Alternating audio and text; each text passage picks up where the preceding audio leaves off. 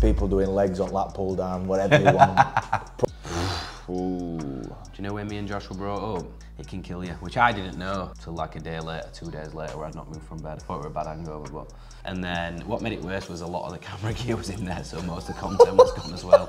So I think we just documented all this trip and there was nothing left. You're not gonna have a pool party? Yeah.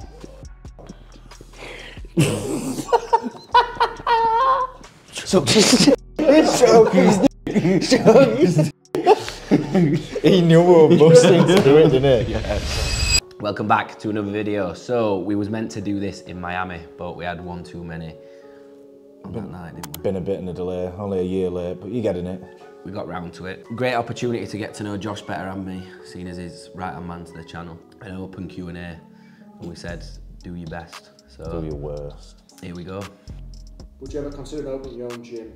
Yeah, I'd open a gym, right, and I'd just have free for all. Everyone's doing what they want.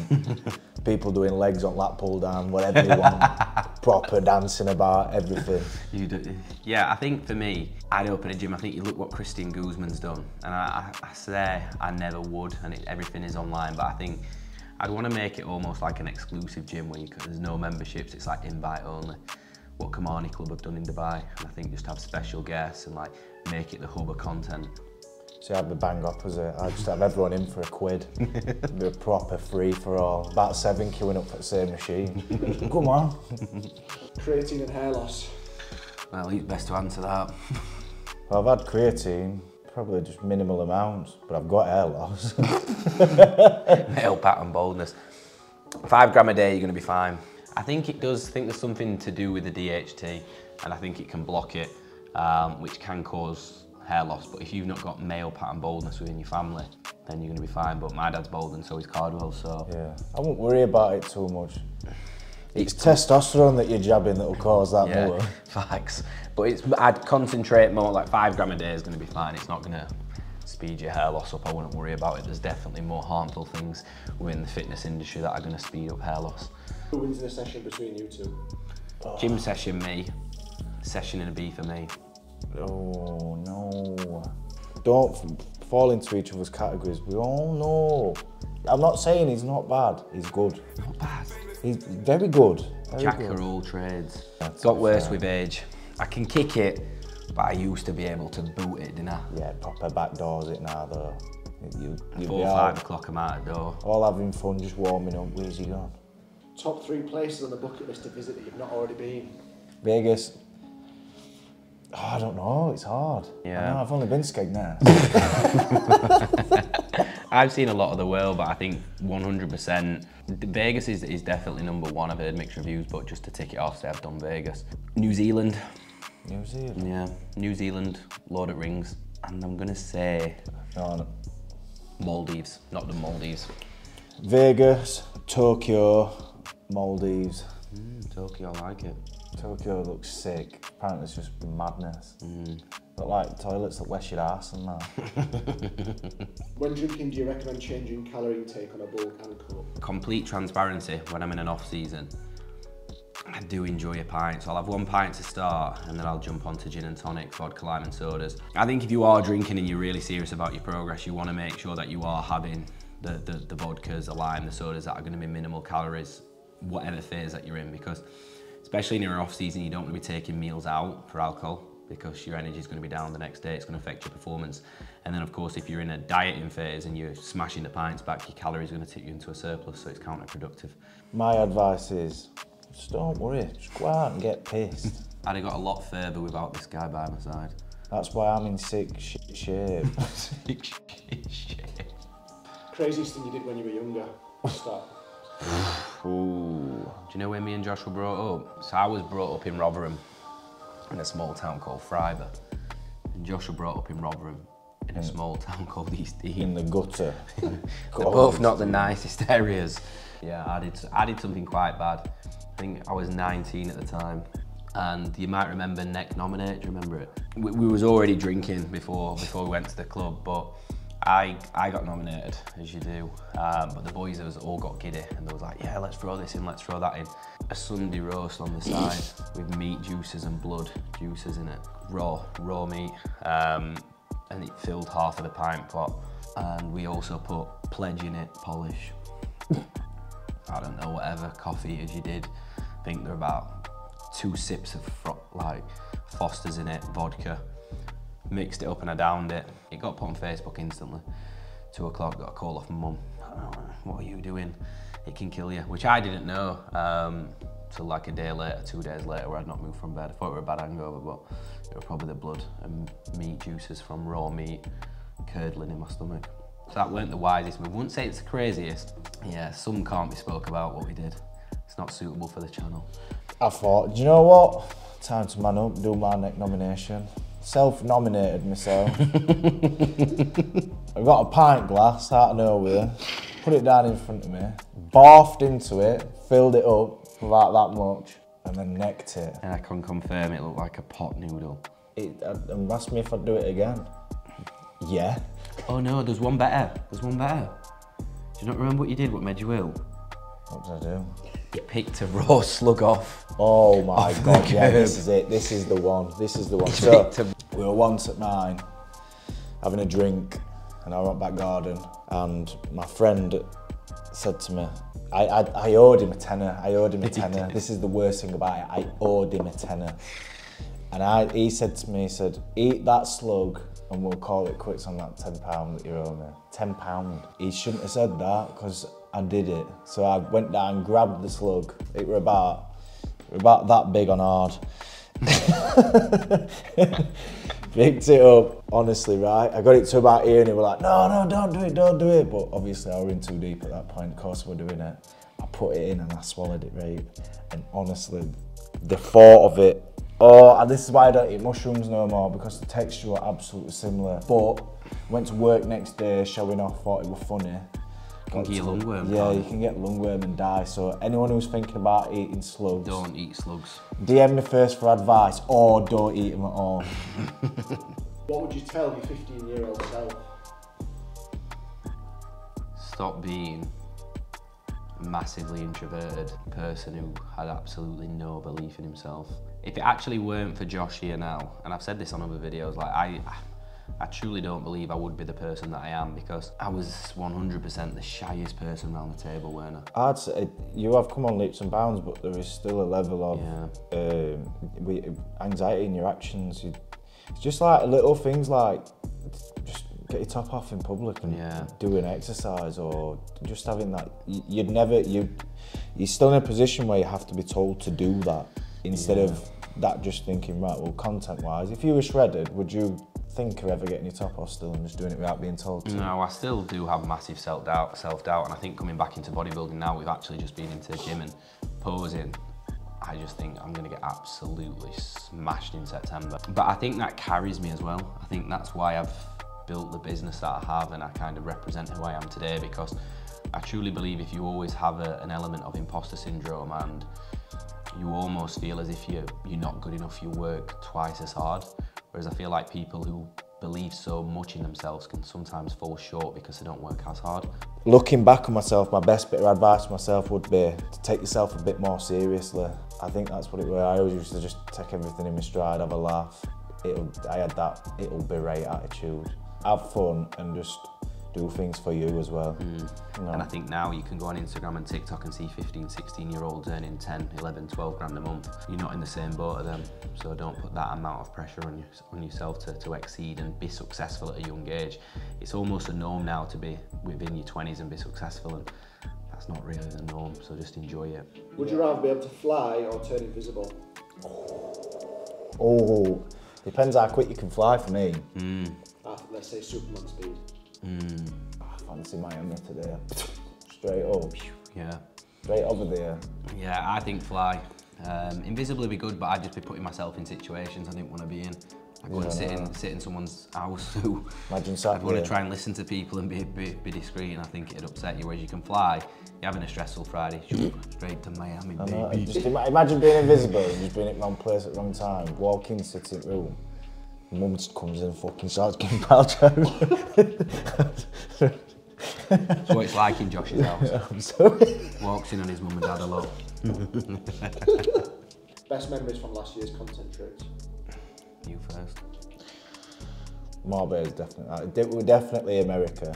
It was definitely America. Marbella were good. We rented a yacht, which I thought about was like a big highlight, but the lads had not been to sleep all night, so. Yeah, we're a bit, I've realised as well, like, yachts aren't really my thing. I was seasick. And for me, it was definitely America, because it were more, what's the word? It were more, is it sentimental, meaningful? I've got an exact moment, I know exactly what I'm saying. And it were just when we were just cruising about, right? It was dark Miami, we'd been to the gym that first, I think it was first or second, I can't remember. We'd been to the gym anyway. We was cruising about, I'm sure I had Roddy Rich blasting or something, or Baby or something. And I just looked across and we were just mesmerised by the fact that we were just driving about. I mean, it looked like, that's good enough for me. But it was like that sort of, we'd spoke it into existence so many years. We'll go to America, we'll do this, we'll do that, and it would just happen. Me and Josh love rap, like the American culture, rap music and that culture. So we obviously listen to like Little Baby, Roddy Rich, Pop Smoke, 21 Savage, like all of those. And all of a sudden, like something we'd talked about for like 3-4 years, like being in America, driving in a Mustang, with those beats on. And I can remember, for me, it was, the nighttime drive was good.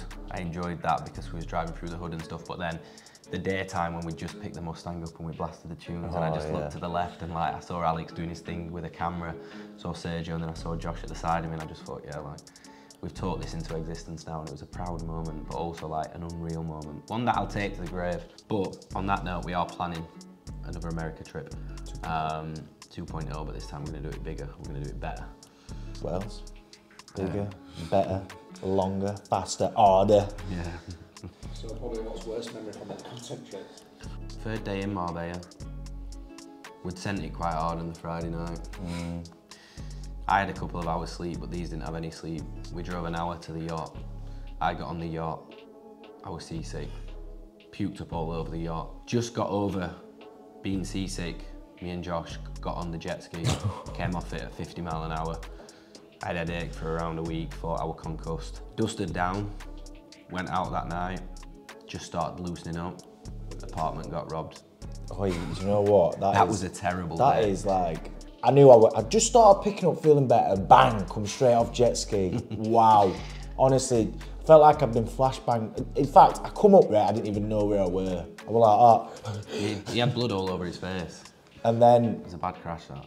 And then it was just like one thing after another. So I start feeling better, bang, jet ski, back down here again. I start feeling better, bang, apartment robbed, go home. Apartment got robbed, just some suitcases, like, still. Full suitcase. I think it's me to this day, what did you rob? If you are watching this who robbed us in Marbella, please give us an itinerary of what you've robbed apart from them 2 suitcases.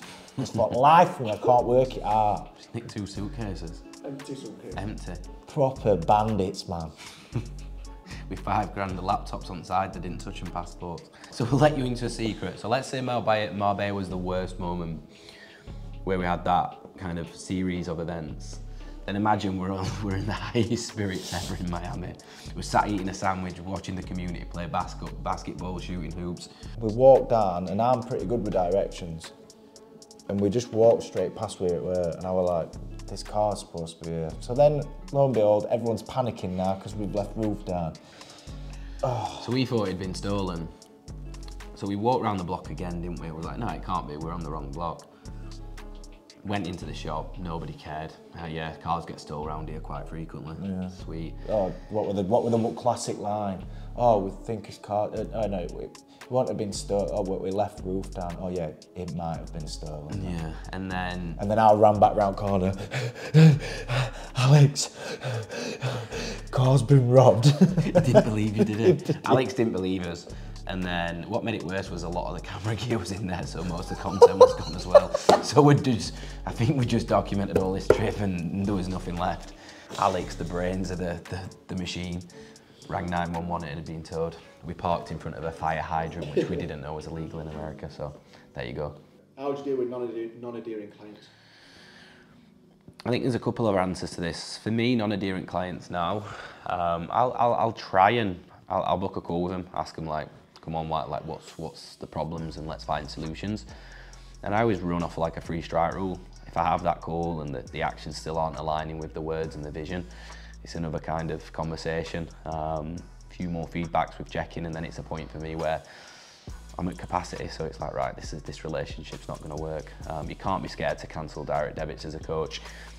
If you're a new coach, it's sometimes understanding the fact that you're going to have to try a lot harder to make that relationship work and give that client education around why they need to be adherent to get those results. It's your responsibility to find the solutions to the client's problems, but if they're just simply not an adherent client, it's just a case of explaining they're never going to get results if their actions don't align with their vision. But for me, I just kind of give them 3 strikes and they're gone. He was one of them. Yeah, to be fair. Batty. Batty. Yeah. You don't look like you're ready for a party. Them words will haunt me. You're not gonna have a pool party. Yeah.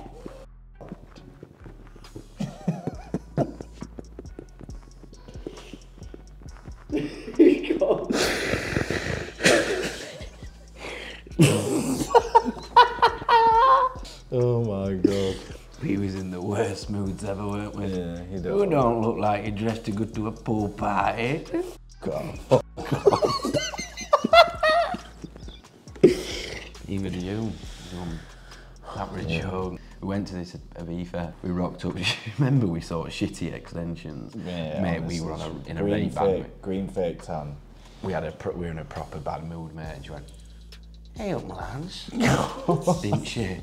We went, "What?" She went, "Hey up, you alright?" She went, "You don't look like you're ready to go to a pool party." We were like... I went, fuck this. There's a photo of us somewhere and then... Did you see that? Trying to look at us as brave. What's one piece of advice you give to an up-and-coming online coach? We'll give one each. Yeah, Care. Care? I'd say care. Prioritise what's going to get your clients, and I'll go into that, right? Prioritise what's going to... Too many people, and it's all just a marketing charade now. It's not about like how good you can market. Yes, that comes with it. Yeah. But I know coaches that don't market themselves very well, who are exceptional at the job, that can just drive clients just off coaching alone. Yeah. And this is counted completely against like how I earn my living, but you don't need a videographer. You don't need to be putting fancy reels out 7 days a week. It's 5, 6, 7 days a week. Don't matter. You don't need to be posting 3 times a week. All that matters is if you're good at your job. If you can get results, you will get clients. This is the thing. Did you ever build Bray Coaching by putting fancy reels out? No, and I never built it by or with anyone else. Like, yes, as times have come, I've used mentors and had great coaches join the brand. But if you've got 500 quid spare, don't put that into a business mentor. Go and put it into a nutrition course, or go and put it into anatomy and physiology course. Like any job, what do you do when you start a job? You go into training for 2 to 3 weeks to get good at your job. There's no entry standards to online coaching, and that's the biggest pitfall for most coaches. They get in shape, they do a photo shoot, they think they're a coach. And for me, I always keep my opinions off social media, but I think this question voids that, and you've got to perfect your craft, and I've said it so many times, and you've got to give a shit. For me, care and compassion is one of the most important factors. Like, you're not just a coach, you need to care about them and get them a result. So if you show care, you invest in the right course and get good at your job, you're gonna become an exceptional coach. It's as simple as that. Stop thinking it's a quick f***ing earner. Yeah. See all your man getting into it for the wrong reasons. Social media's fault. Are you natural or not? He's jacked up. This is the question I get asked a lot, and I'll set you all a nice little deal. If we get this video to 1,000 likes and we get these subscribers moving, we will go full transparency on the Natty or Not video. Until then, keep guessing. He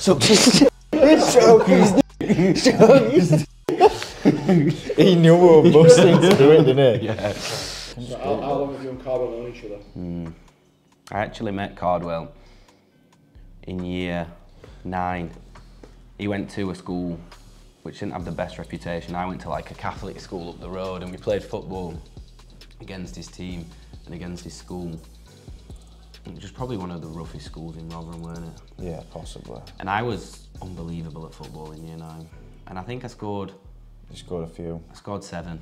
Won't do that now though. Scored 7, and I remember finishing, well, before that, before the game finished, all I could hear all game is snap him, break his legs, and I was thinking, who are these thugs? I looked and he was leading the army. But then I didn't really, I knew of him, similar areas, and knew kind of his friendship group, but his friendship group were chaotic. And then we got to college, didn't we? Yeah. So like 17, 18, and no bullshit, Josh was the freshest, best looking kid in college. But he knew it, he absolutely knew it. And I was this massive introverted kid who wore full tub of shockwaves on my forehead. I weren't bad, I had decent dress sense. But I was very introverted, and I used to see Josh coming into college hungover like 5 times a week. And I really had not come out my shell going out much then, weren't doing much partying, but you were getting smashed up regular, weren't you? Met the kid and he used to be quiet. He used to just owl at me all the time, because obviously I'm a bit west, aren't I? I don't know, we just started clicking, didn't we? I don't know, it sort of just blossomed and blossomed, didn't it? And then I think the more time we spent around each other, I'd learned more about him, and I just thought like, this was the time where he just started going to gym and stuff, and he started looking well after about, I mean, compared to what you are now, compared to where he come from, the progression he made in a year were really, really good. But in terms of progression into his self, into how he acted, and there were nothing. And then I really saw like, I just seen a kid who was putting a lot of time into himself, who just had really, really lots of self-doubt, like was so quiet, this, that, but it actually, once you spoke to him, and I think you were one of them, like you'd probably come across ignorant, because you were just so shy and weird yourself. But then I like I said, I don't really give people a chance to be shy anyway. But then we got a part-time job together. And then we started working together, and that's when... At a call centre, so it was a debt collection firm. That's when fun went down. That's when it went downhill for that business. But yeah, we got a job together, and that's where it really blossomed, because he used to kind of sometimes pick me up for work. We got put on the same evening shift, so we'd go to college together, we'd go and work together, 5 while 8, and then I came out my shell and started going out on weekends a bit, you know. And he used to just big me up, and then we started going out loads, most weekends, drinking, partying, living a good life as you do at like 18, 19, 20. Got a bit chaotic then, didn't it? Yeah. Then the lads' holiday, and then it's just gone from there, really. Where me and Josh really get on, and where our environment is, he's absolutely smashed up on a night out, innit? And then it just blossomed. Brought him on the content trips because he believed in me, give back. And now he's a content creator, hopefully to do great in his industry, which he is doing already, so the sky's the limit. But that's a wrap. The main purpose was so you can get to know me a little bit more, and you can understand me more, as well as Josh, because he's on the channel just as much as I am, so I feel like he's a great asset from an entertainment purposes. But if you like this type of content, let me know. We are going to hit, obviously, a very big bodybuilding focused channel very, very soon, as I do go more into off-season and then into a prep series. But towards the back end of the year, we're going to hit you with all guns blazing with the America trip. Lifestyle, we'll do a little bit of gym. Yeah, back end's getting smashed. So remember, subscribe. Forget what I say the cap is. I think I've said 15,000 by the end of July, August, otherwise channel's getting canned.